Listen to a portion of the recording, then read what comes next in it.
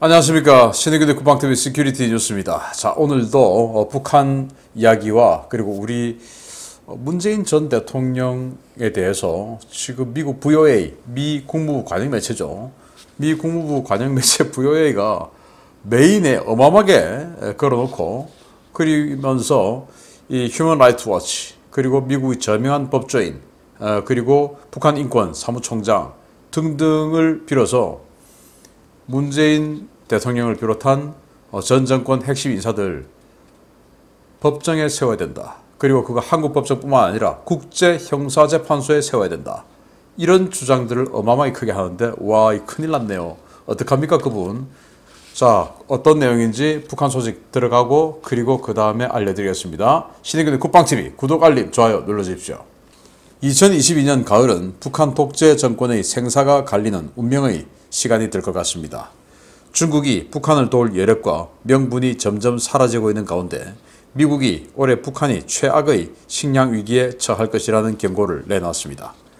최근 내린 비로 북한의 가뭄이 일부 해갈되었지만 밀과 보리 수확, 모내기가 진행되던 4, 5월의 극심한 가뭄으로 북한이 올해 최악의 식량 난에 처할 수 있게 됐다고 미 국무부 관영 매체 미국의 소리가 6월 22일 보도했습니다. VOA는 미국 연방해양대기청의 위성 자료를 분석한 결과를 공개하며 지난 6월 6일부터 6월 12일 사이 내린 비로 황해도와 함경도 일부 지역을 제외한 대부분의 지역에서 심각한 가뭄이 어느 정도 해갈되었다고 평가했습니다. 해양대기청의 가뭄지수는 가뭄의 정도에 따라 중간 단계인 노란색, 높은 단계인 붉은색, 심각 단계인 검은색으로 표기되는데요. 6월 12일 기준 북한의 가뭄지수에서 검은색은 대부분 사라졌지만 곡창지대인 황해도와 평안도 지역은 아직도 짙은 노란색과 붉은색이 뒤섞여 있어 가뭄이 완전히 해갈되지 않은 것으로 평가됐습니다. 문제는 4, 5월 북한의 거의 모든 지역의 가뭄지수가 붉은색과 검은색이었다는 점인데요. VOA는 밀과 보리 수확 시기이자 모내기가 시작되어 논에 물을 대야 하는 4, 5월의 심각한 가뭄으로 여름 곡물 수확은 물론 모내기에도 대단히 심각한 차질이 빚어질 것이라고 평가했습니다. 북한은 코로나 봉쇄, 중국의 식량 및 비료 수출 불허로 인해 논농사를 위한 비료 수급을 거의 하지 못했는데요. 지력이 회복되지 않은 상태에서 농업용수 부족과 농자재 부족, 전량 세대 확대로 인한 노동력 부족 문제까지 겹치면서 아직도 모내기를 끝내지 못한 지역이 많은 것으로 전해졌습니다. 농업 전문가 GSNJ 인스티튜트의 권대진 동북아 연구원장은 VOA와의 인터뷰에서 6월 초순에 모내기가 끝내야 할 상황이지만 비가 많이 오지 않으면서 모내기가 상당히 늦어졌다 라며 가뭄으로 인해 이달 말 수확하는 감자나 보리, 밀, 이모작의 충분한 수확량 기대가 어려워 올해 농사는 출발부터 여건이 좋지 않은 상황이라고 평가했습니다. 북한은 이런 상황은 우크라이나 사태로 촉발된 국제 곡물 가격의 급등과 식량 안보 이슈에 따른 중국의 곡물 수출 통제로 점점 더 악화될 전망인데요. 고난의 행군 시기와는 비교할 수 없을 정도로 악화되는 식량난으로 올해 말 북한 정권의 운명이 갈릴 수 있다는 관측도 나오고 있습니다.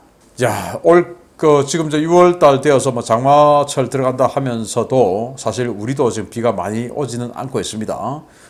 그런데 4월, 5월, 3월 이때 거의 비 안 왔죠. 저도 주말 농장 하고 있습니다만은 올해는 제가 묘목도 좀 심고 했는데 비가 안 와가지고 거의 한 40%가 죽어버렸어요. 또 올해는 비가 많이 안 와서 풀도 덜 자랐어요. 작년에 비하면 정말 이게 풀이냐 싶을 정도로 풀도 덜 자랐을 정도입니다. 그런데 작물은 오죽하겠습니까?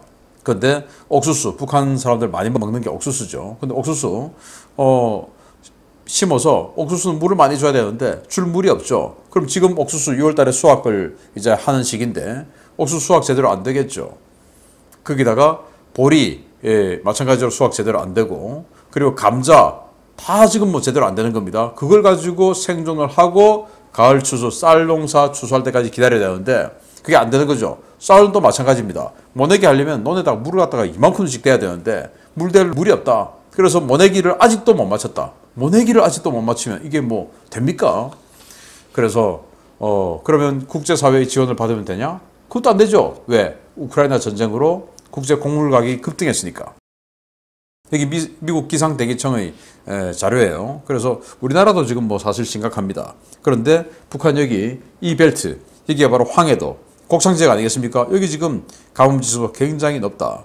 자, 그럼 중국도 보시면 중국이 동북 삼성, 그리고 여기 하북성, 또 내몽고 자치구, 그리고 여기 곡창지대인 이 지역 다 가뭄지수가 높네요. 안 그래도 중국도 식량 자급이 안 돼서 고민인 나라인데 지금 북한에 제대로 대줄 게 있겠습니까? 이렇게 되면 이런 상황에서 고난의 행군 1990년대에는 대한민국이라는 호구가 거기다가 100만 톤씩 식량을 대줬죠. 북한에다가. 그러니까 살았죠. 그런데 지금은 그럼에도 불구하고 그때 300만 명이 죽었죠. 그런데 지금은 국제사회가 다 제재하고 있습니다. 또 대한민국 정부가 그때처럼 호구 잡혀서 100만 톤 주는 정부 아니지 않습니까? 올해 이 북한 정권 정말 사상 최대의 위기를 맞이하지 않을까라고 생각이 되는데, 그러다 보니까 중앙군사위원회를 소집해서 완전히 이 주민 달래기 회의를 하는데 보겠습니다. 이런 상황에서 북한이 1년 만에 노동당 중앙군사위원회 제8기 제3차 확대 회의를 소집했다는 소식입니다. 7차 핵실험에 관한 언급이 나올 것으로 예상되었지만 그 어디에도 핵과 관련된 발언은 없었고 권력 수뇌부의 세력 구도에도 변화가 생긴 점이 감지되었습니다. 북한이 지난 6월 21일 노동당 중앙군사위원회 제8기 제3차 확대 회의를 소집하고 2022년 상반년도 국가방위 사업 전반을 총화하고 관건적인 당면한 국방 건설 임무들을 확정하며 당의 군사 노선과 주요 국방 정책들을 논의했다고 관영노동신문이 6월 22일 보도했습니다.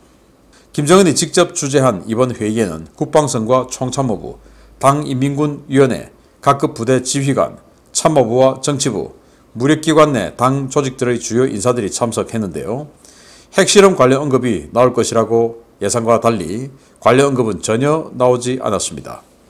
북한 관영 매체들은 이번 회의에서 국방 건설 임무들이 논의되었다고 전했지만 핵과 미사일 등 구체적인 내용은 언급하지 않았는데요. 대신 군이 중심이 되어 민간에 의약품을 전달하고 환자를 돌볼 것을 지시하는 등 민생과 방역 조치에 대한 논의가 있었다는 소식을 전해 눈길을 끌었습니다. 실제로 북한은 이번 회의 직전 국가비상방역사령부 명의의 지침을 하달하고 전국적인 방역 해제를 선언했는데요. 이에 따라 장마당 등 주민들의 생계활동을 옥죄던 고강도 이동 통제가 풀리게 됐습니다. 북한 권력층의 세력구도 변화도 감지되었습니다.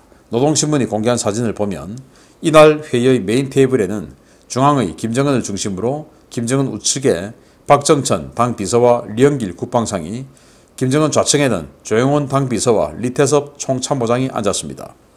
그런데 노동신문이 공개한 또 다른 사진에는 메인 테이블에서 조영원 당비서가 사라지고 김정은 좌측 방향 테이블 상석에 앉아있던 리병철 당비서가 김정은이 바로 옆자리로 이동한 모습이 확인되었는데요. 이는 한때 권좌에서 밀려났다는 평가를 받았던 리병철 비서의 권력 회복을 의미하는 것으로 풀이됩니다. 최근 북한은 김정은과 당 세력을 악마화하고 군을 미화하는 듯한 메시지와 정책을 잇따라 내놓고 있는데요.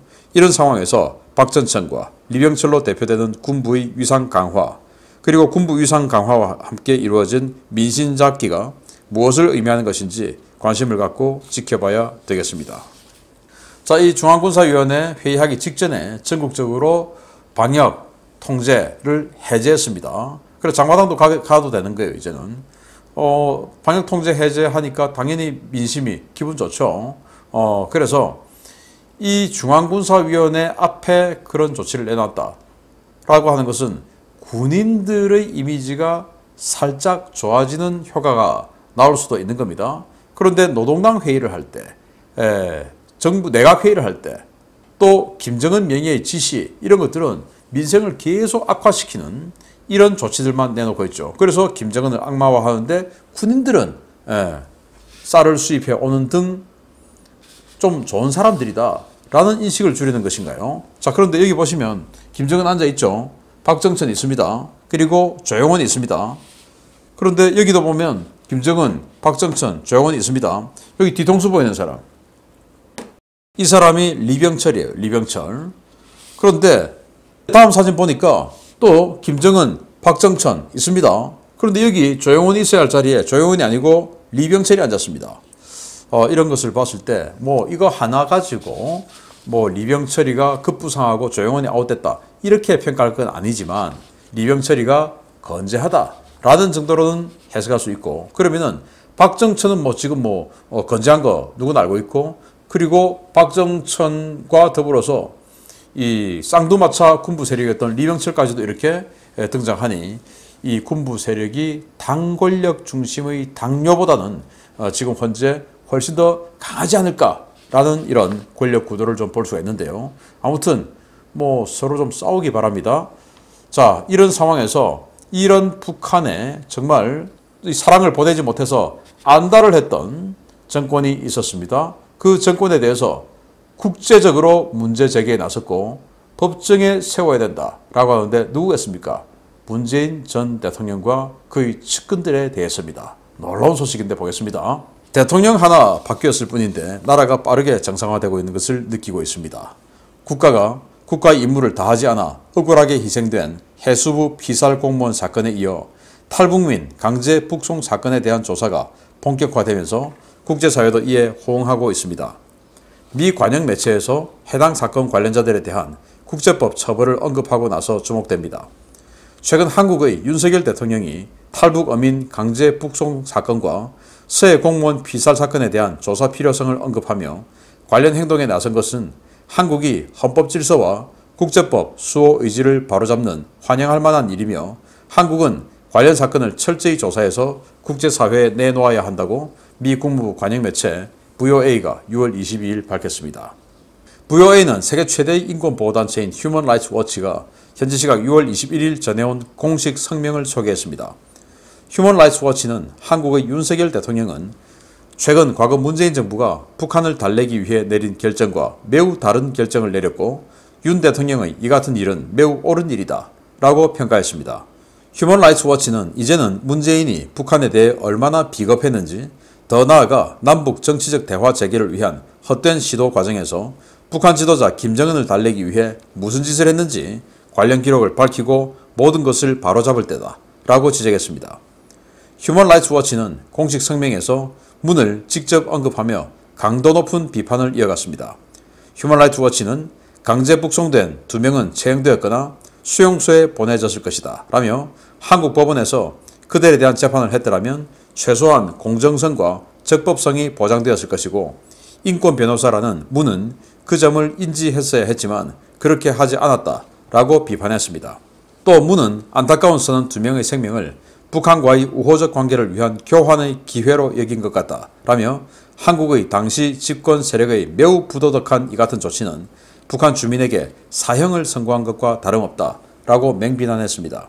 보이스 오브 아메리카는 탈북 어민 강제 북송 사건, 서해 공무원 피살 사건 등 지난 정부가 저지른 사건들에 대한 철저한 조사와 국제법 적용을 촉구하며 조슈아 스탠튼 변호사의 인터뷰도 실었습니다. 스탠튼 변호사는 당시 세계의 인권단체와 정부들은 문 정부가 북한 당국의 검증되지 않은 주장에 의존한 것에 큰 충격을 받았다 라며 해당 사건에 대한 투명한 조사가 필요하다 라고 성토했습니다.